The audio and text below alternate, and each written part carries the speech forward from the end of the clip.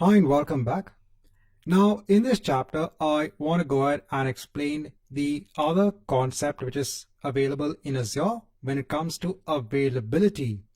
So earlier on we had looked at availability sets. Now we are going to look at availability zones. So what are availability zones? So these are unique physical locations that are equipped with independent power, cooling, and networking. So over here, we are talking about an availability zone, which is nothing but a collection of data centers. So over here in a particular region or location in Azure, you might have multiple availability zones. So you could have zone 1, zone 2, and zone 3.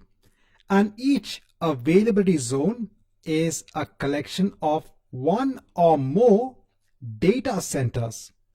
So remember, if I go back onto availability sets for a moment.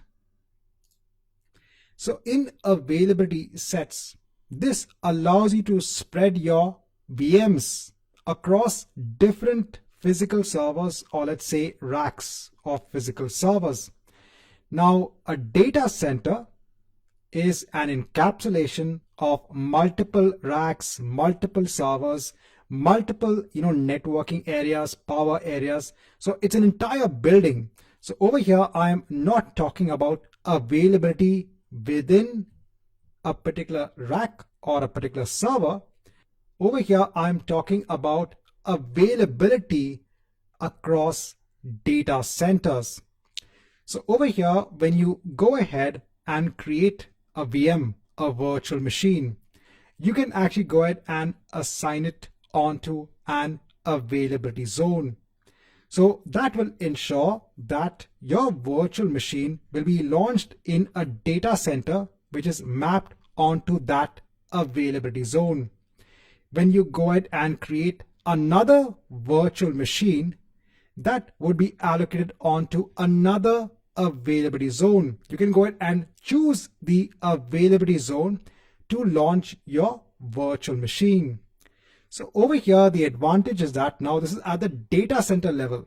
So if the entire data center were to go down, right, or all data centers were to go down, then these VMs will not be available. But then your other availability zones would still be available. That means your virtual machines would also be available. So over here, you are giving better availability for your infrastructure when it comes to availability zones. When it comes to availability zones, you get a better SLA of 99.99%. So if you have 2 or more VMs which are deployed across 2 or more availability zones, then you get this SLA.